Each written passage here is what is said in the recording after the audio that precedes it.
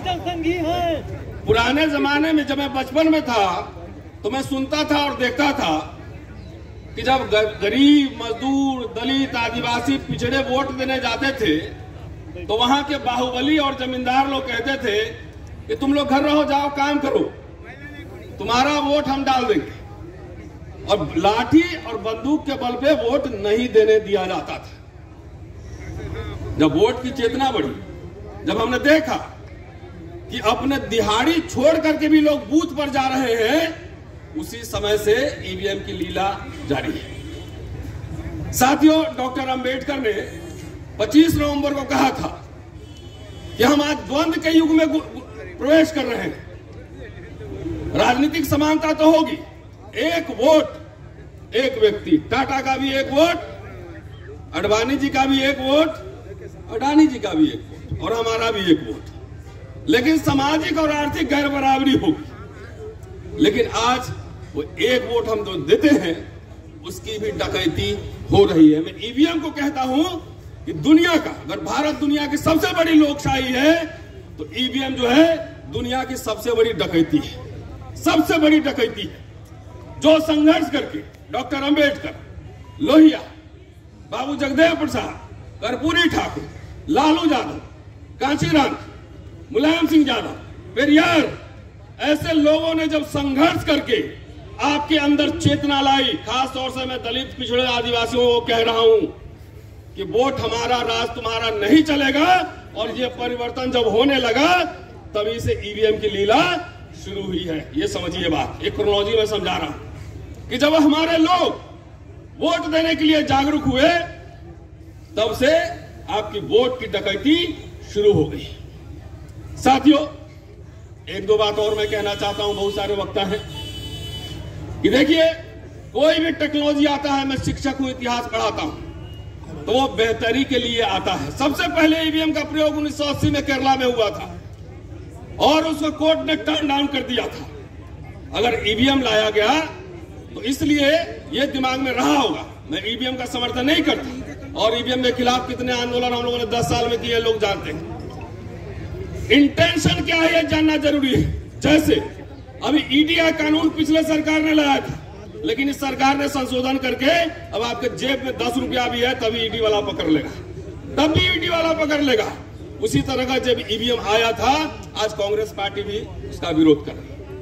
अगर सब समय डकैती होता रहता तो 1914 में सरकार, 2014 में सरकार कैसे बदलती? इसका मतलब है कि मशीन के साथ हेराफेरी होती है और ये बात सारे पॉलिटिकल पार्टी के लोग अब समझ रहे हैं। खास तौर से मैं इंडिया अलायंस को कह रहा हूं कि अपने मैनिफेस्टो में ये लाए कि सरकार हमारी आएगी, ईवीएम बंद करेंगे और बैलेट पेपर से चुनाव होगा। इसके लिए एक डेलीगेशन का आज ये निर्माण हो, चुनाव आयोग से ही मिलेंगे। और जैसा कि भानु प्रताप जी ने कहा है कि सुप्रीम कोर्ट के चीफ जस्टिस के पास भी डेलीगेशन लेकर चलेंगे, क्योंकि 19 लाख ईवीएम का मसला अभी कोर्ट में लंबित है। किसी पत्रकार के लिए 12 बजे रात में कोर्ट खुल सकता है, लेकिन यदि इस देश की सबसे बड़ी लोकशाही को गिरवी बना दिया गया है तो ईवीएम पे सुनवाई क्यों नहीं हो रही है? कहां गया 19 लाख ईवीएम? इसकी जानकारी कौन देगा? इसलिए कोर्ट को भी इसमें पार्टी बनाना पड़ेगा कि सरकार के हिसाब से जब आप कन्वीनियंट हो तो किसी केस की सुनवाई तो आप 2 दिन में कर लो। पिछले चुनाव से अगला चुनाव आ गया, 5 साल हो गया, ईवीएम पे सुनवाई नहीं हो रही है। क्यों नहीं हो रही है? इसके लिए हम सबको जन जागृति फैलाना पड़ेगा, इन सबको आगाह करना पड़ेगा। आप किस पार्टी से एफिलिएटेड है, आप किस पार्टी से आपका संबंध है, होने दीजिए, इससे कोई फर्क नहीं पड़ता है। फर्क इससे पड़ता है कि हमारी आजादी की गारंटी क्या है, हमारे आजादी की जमानत क्या है। आप वीवीपैट की बात कर रहे हैं, आप कभी कुछ बात कर रहे हैं, आप माइक्रो प्रोसेसर की बात कर रहे हैं। भाई एक लाइन बोलो, एक लाइन बैलेट पेपर बोलो, बैलेट पेपर। हटाओ ये सब ड्रामा, ये ड्रामा नहीं चलेगा। तुम वीवीपैट की बात करना बंद करो। हम चाहते हैं, हम मालिक हैं इस देश के, हम चाहते हैं कि यहां बैलेट पेपर से ही चुनाव हो और ये हम यहां के मालिक हैं भाई, इस देश के मालिक हैं हम। तुम हमारे नौकर हो, तुम्हारे हुक्म को मानने के लिए हम नहीं, हमारे हुक्म को तुमको मानना होगा, नहीं तो तुमको निकाल के बाहर फेंकेंगे हम। भाइयों, बहुत तरीके से लोग आपको समझाने की कोशिश करेंगे, वीवीपैट देखो, ये माइक्रो प्रोसेसर देखो, और ये देखो वो इधर नहीं हो रहा, ये गारंटी वो का कोई गारंटी नहीं है। लोकतंत्र की सिर्फ एक गारंटी है, हमारा फंडामेंटल राइट, हमारा कॉन्स्टिट्यूशन। अगर इस पे आघात हुआ, हम किसी को नहीं छोड़ेंगे। आप इस बात को नोट कर लीजिए। ये जितने हमले हो रहे हैं, कोई पीछे से कर रहा, कोई अगल से कर रहा, कोई बगल से कर रहा, ये हमले हम देख रहे हैं और लोगों की खामोशी भी देख रहे हैं। हम इस चीज को नोटिस कर रहे हैं, कौन क्या कर रहा है, कौन कितना खेल रहा है, ये सब पे नजर है हमारी, और हम किसी को छोड़ेंगे नहीं।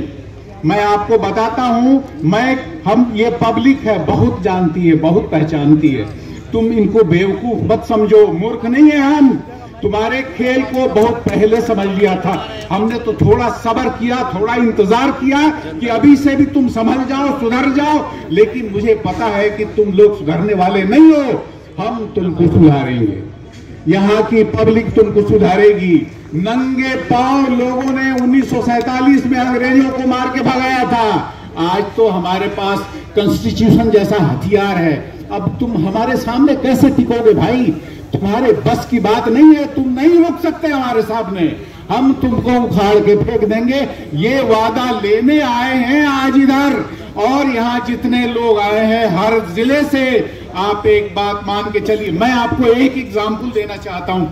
जब अमेरिका अफगानिस्तान में आया तो उसने वहां के लोगों से कहा कि तुम मेरी बात मान लो, नहीं तो ये जमीन हम तुम्हारे लिए तंग कर देंगे। तो उस लीडर ने ये कहा कि हमने तो ये सुना था कि अल्लाह का बनाया हुआ ये जमीन बड़ा वसी है, बहुत फैला हुआ है। वो तो कहता है कि तुम जहां मर्जी वहां रह लो, तुम कहते हो हमारी जमीन तंग कर देंगे। यही देखना है कि तुम जमीन तंग करते हो कि ये जमीन हम तुमको तंग करके दिखाएंगे, तुमको यहां से निकाल के भगाएंगे। और 20 साल तक लड़ने के बाद 3 बजे रात को अमेरिका अपने फोर्स के साथ बुज़दिल की तरह से रात को निकल गया, मार के भगाया। ये होती है ये जज्बा होता है। इस लड़ाई को लड़ने के लिए जज्बे की जरूरत है।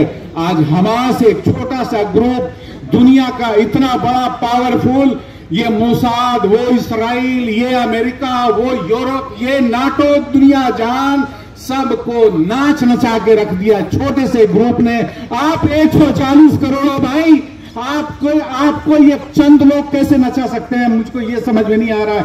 आप अपने को पहचानो, अपनी ताकत को पहचानो, और इन बहरूपियों को आप निकाल के बाहर फेंको। या तो तुम हमारे सामने इस बात का लिखित वादा दो कि हम बैलेट पेपर से चुनाव कराएंगे, नहीं तो हम यहां से ऐलान करते हैं कि चुनाव हम नहीं होने देंगे, मशीन से चुनाव नहीं होने देंगे। ये लिख लो, चाहे इस बात के लिए फांसी पे चढ़ना पड़ा चढ़ेंगे, लेकिन आने वाली नस्लों के भविष्य को सुरक्षित करेंगे, उनके मुस्तकबिल को इंश्योर करेंगे।